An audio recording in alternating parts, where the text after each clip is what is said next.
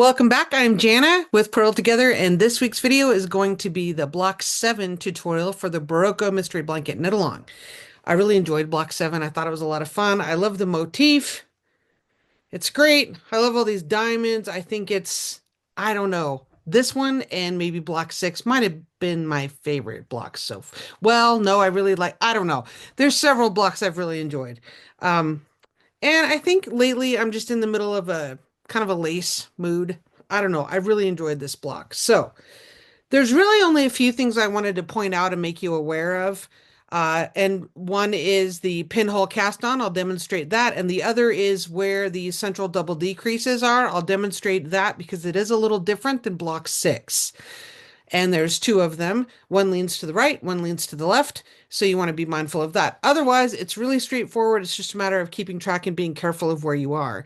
And again, once you get into it, it's helpful to put markers between your chart repeats. So let's get started and I'll start off with the pinhole cast on. All right, for this cast on, I'm going to show you how I like to do it. If you want a little bit of a slower version, I'll put a link down below in the video description for the video that I have for the pinhole cast on that's solely for that purpose. So the first thing I like to do is just take the yarn over a couple fingers, hang on to that, wrap it around 2 fingers. Then we're just going to go take the needle and go into the loop we just made. So just go right in there, hang on to that, and you're going to knit into this loop just like normal. And then bring your yarn around so you have one loop there that's just a regular knit stitch basically. Then you're going to go counterclockwise. So normally we wrap our knit stitches clockwise, but you need to go the other way for this one so that it doesn't unwrap what you've already done. Then just take that loop over take the first loop over the second one. So that's 1 stitch. So then you go down into the circle again, wrap like normal, come back up, counterclockwise this time, so a reverse wrap, and then take that second stitch over the third. Okay, so now you have 2. So again, you're going to go down in, wrap like normal, bring that loop up through the circle. See, I'm holding things with my left hand here, counterclockwise, and bring that loop through the next one on the needle. So that's 3. Now here's another thing you can do that helps you do that little tuck over thing at the end. So you go down in, wrap, come back up, counterclockwise. Then you can take your other needle and bring this second loop over like that. That tends to be a little bit easier too, rather than just using your thumb to do that. So we'll do a few more. We want 8 total. Okay, there's 2, 4, 5. So again, you have your circle here, it's kind of like the magic ring in crochet. So you're going to go down in, wrap clockwise like normal, bring that loop back up, counterclockwise, go the other direction, and then take the second loop over the first. Okay, we just need 2 more. Down in, wrap like normal, counterclockwise, second loop over the first. All right, last one. Oops. Okay.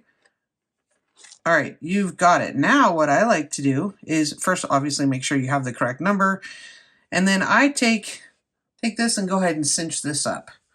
I mean, not super tight, but just snug. Because now if you're using double points, you can distribute these however you'd like, 2 on each needle. If you're using 4 double points and working with the 5th, or arrange them 2, 3, and 3 if you're using 3 double points and working with the 4th. Since I'm doing magic loop, I take all 8 stitches down to the center of my cable or my cord, pinch this a little bit, and put 4 on each side, just like that. Now I like to arrange this so that I have my tail coming off the side that's closest to me. Here's my working yarn coming off the side that's closest to me at the moment, but I'm going to start knitting across these stitches here. Now is when I take the tail and give that another little bit of a tug. You can tighten that up. You don't want anything to be puckered, but go ahead and tighten that up. So right now on the table, I have these stitches facing me. My working yarn is coming from, this is the last stitch I made. So I'm going to kind of turn things a little bit so that the stitches that I want to knit next are either up or toward your body. Go ahead and curl around your working needle. And now you're ready to begin row 1 of the written instructions or the chart. Now I have done this a little bit differently than what's indicated on the pattern. You can either do it that way with a crochet hook, or you can do it the way I've done it. Either way. I prefer my cast on method, because I'm just not very good with a crochet hook.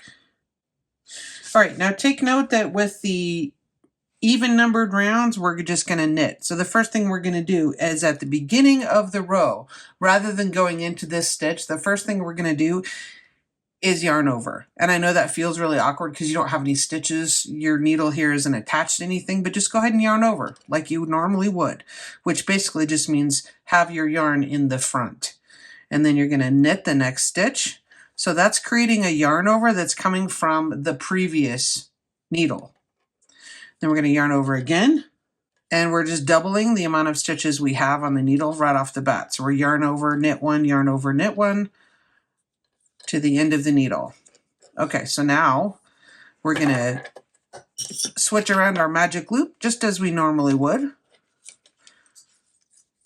Okay, and now I've turned everything so that my working yarn is coming from the bottom, and I'm ready to start over again. See, I almost went in just out of habit, but start over just by holding this, pretend there was a stitch there, but instead we're going to yarn over, which is basically just making sure your yarn is in the front of your needle when it's coming for this next set of stitches. So we yarned over, knit one, yarn over, knit one, and you'll notice I kind of hold things a little bit as I'm doing my yarn over, just because that's how I knit.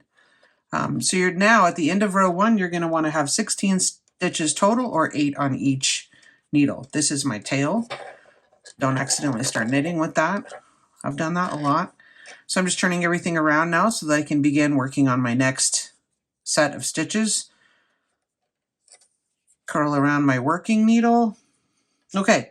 Now this is row 2, and all even number rows we're just knitting. So that's pretty straightforward. Okay, since I'm doing magic loop, I have half the number of stitches on each needle, but this pattern is actually divided up into quarters. So what I'll do during this next round is I will take a stitch marker and place this right here so that I have my needle junctions denote the beginning and the halfway point, and then I'll put a stitch marker right here, so then I have quarter number 1, 2, 3, and 4. Hopefully that makes sense. Because your chart is sectioned up into each quarter. So right now I'm on row 3, which starts with the yarn over, knit 3, yarn over, knit 1. And so if I have a stitch marker right here in the center, I'll know if I'm on track after each chart repeat. So hopefully that makes sense. So I'm going to go ahead and work through some of this, and then I'll check in with you about, halfway through and show you how things are looking. But this is pretty straightforward. Remember, we're working in the round, so you're just going to knit from right to left 4 chart repeats and just go round and round and round. So it's going to be pretty easy. These are standard abbreviations. This central double decrease is a little bit different, and I'll demonstrate that when I get to it and show you how this one is a little bit different than the central double decrease we had in the previous block. Okay, I'm on row 17 of the chart, and I've come to the place where we have the top of this diamond here that's coming together. We want to do a central double decrease here. Now the way we're going to do this in this particular block is a little bit different than we did in the last block. So if you just follow the instructions, we're going to slip the first stitch, and you always slip as if to purl unless the directions tell you differently. Slip as if to purl, slip 1, then we're going to knit these next two stitches together and pass the slip stitch over. So that's going to bring together the point of the diamond. So I'll show you that again in just a moment. Let me knit my way over to the next top of the diamond, next chart repeat. Here's the yarn over. We want to take these 3 stitches together. We're going to slip the first one as if to purl, knit the next 2 together, and then pass that slip stitch over the top. So that creates the top of that diamond. The last thing I'd like to show you is row 29. If you look at row 29, right here we have a little bit of a different symbol compared to this one.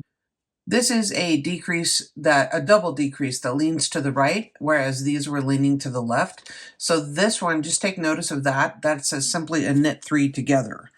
So I just wanted to make you aware of that. The first time I knitted through this, I just blew right past that and assumed it was a left leaning double decrease as we've been doing all along down here. But these are right leaning, and I think row 29 is the only time that occurs.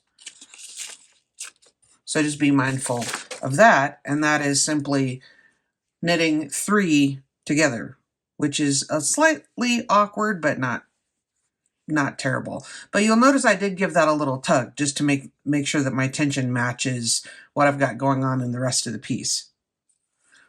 You'll also notice that this knit 3 together is slightly offset, and the apex of this diamond will be just below the yarn over that I'm doing right now. So this knit 3 together that leans to the right is just one column offset from our previous left leaning double decrease. So just be mindful of that, and your yarn over is directly above. Okay, I hope you found that video tutorial helpful. After I showed you the right leaning double decrease, everything else is just going along like normal, keeping track of your yarn overs and your decreases, just to make sure that you come out right and you double check your work. Love it. Okay, so I'm looking forward to seeing you for block 8 next month. And until then, happy knitting.